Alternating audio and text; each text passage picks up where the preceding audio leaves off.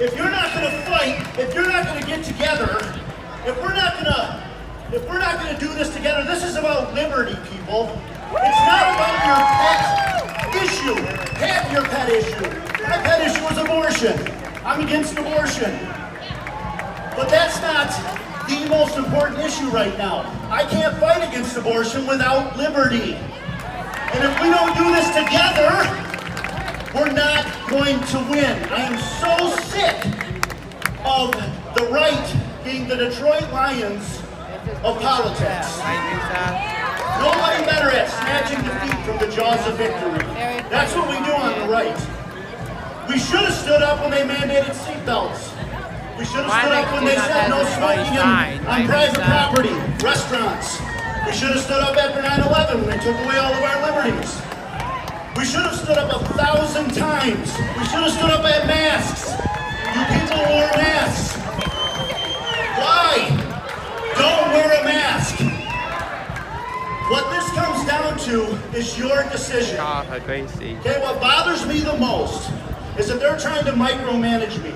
I'm a 52-year-old grown-ass man. I built buildings bigger than all of these. I solved million-dollar problems. I do not need to be told what to do in any single area of my life. I got this shit.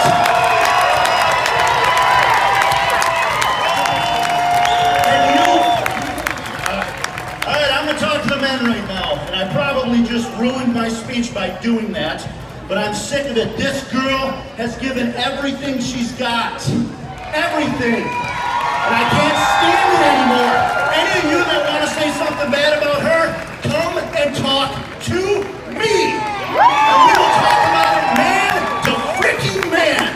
Shut your damn mouths and get to freaking work. That's all there is to it. I don't want to be up here. I hate this shit.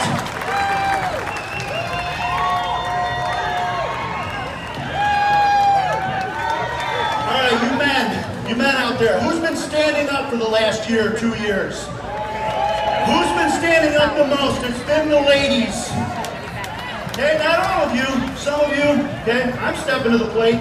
I'm doing crap that I don't want to do. I've got to be a really good cook. Good for you, brother. Good for you, brother. Good for you. But overall, where are the men? Don't keep your mouth shut at work. Say it when you're in a meeting. If you disagree with it, say it. If you've got to lose your job, men, lose your job. Swing a hammer. You can make $50 an hour swinging a hammer right now. I'm in the construction industry, and I know the trades are dying. There's not enough people in the industry. Do what you got to do to take care of your family, but do it right. Okay, who gave us the example? Okay, men out here, who wants to be a badass? You all want to be a badass, right?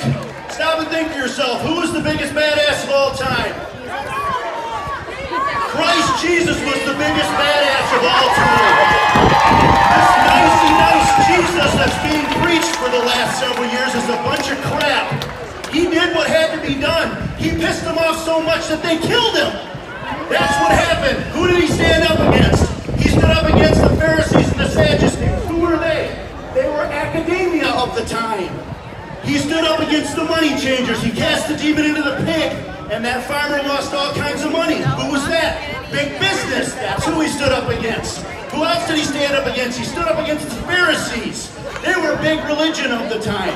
How many of your churches closed down? If they close down, go to another frickin' church. Okay, what are they there for? They're there to take care of the people. They're there to, like somebody was saying up here, they're there to help those that are having problems with drugs and alcohol. They're there for marriage counseling. They're there for the people that are depressed and having issues. They fell right back into it. The church dropped the ball. The church has dropped the ball so many times. Okay, and Christ gave us that example. He stood up against the people that we need to be standing up against right now. Okay? And what else did he do? Would Jesus have worn a mask? I hear that all the time. Of course he wouldn't have worn a mask. What did he do to the leper? What did he do to the leper? He hugged him. You weren't even supposed to touch the leper. He hugged him. He healed him when he hugged him, but why did he hug him? Because he loved him and everybody else cast him out. Jesus said, I got your back, brother. I love you. That's what that guy needed at that moment in time. So Christ showed us who to stand up against. He showed us what we're supposed to do. We're supposed to fight. God didn't give you these, and He didn't give you your equipment for just one reason. He gave it to you so that you would stand up and fight, so that you take care of your women, so that you take care of your kids. Okay, you ladies are doing a great job. I'm so proud of you. I've got 4 older sisters. They're all tough as nails. I got a straight up badass wife. Okay, and I got her back. I got her back big time. So you men have got to stand up. If you've got to quit your damn job, no, I take that back. Don't quit your job. Make them fire you. Just don't do it. Just don't do it. Go to work. Go to work. Don't take the vaccine. Go to work. Don't put on the mask. Go to work. Make them fire you. Then go get another job and turn around and sue their asses. All right, I'm sorry for the outburst. I'm done. Thank you.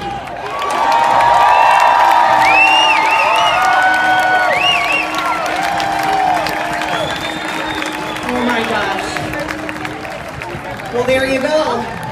Now you know what things are like in my house. Oh my gosh. It is time though, people. It is time that the men and women of God stand up and refuse to allow this giant to mock our God. How dare they defy us? How dare they defy our God?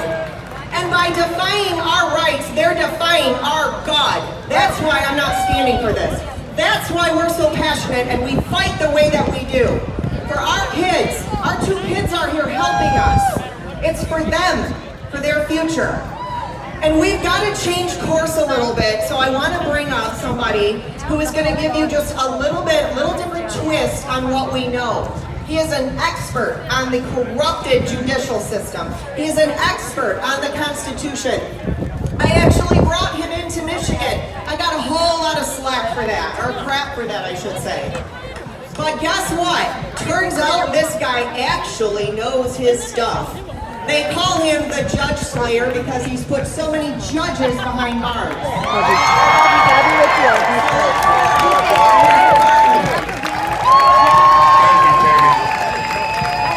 God bless each and every one of you standing out here and standing up against tyranny.